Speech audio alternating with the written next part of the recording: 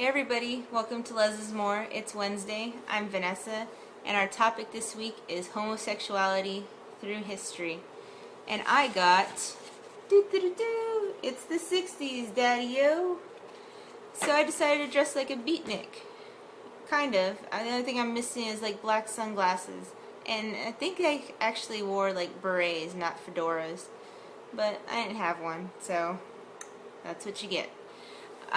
This was actually really fun. I thought I knew some decent, LGBTQ history, but evidently I don't know jack.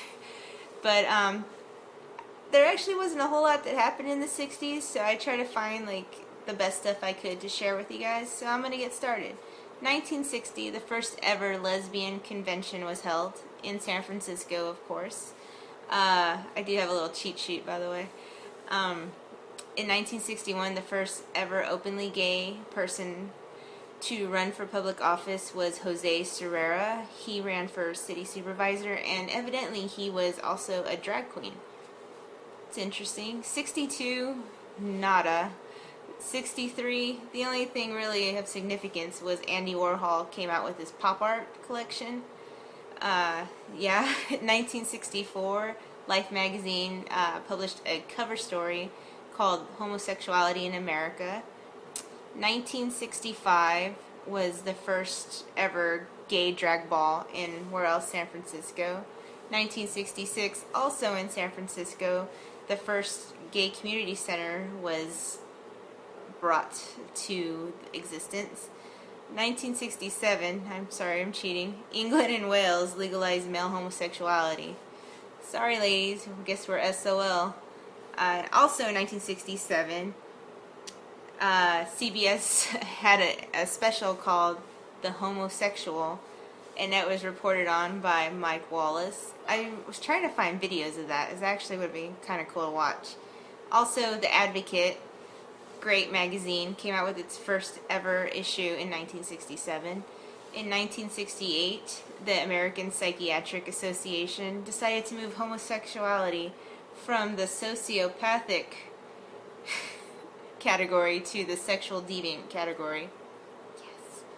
1969, probably one of the biggest things is the Stonewall riots.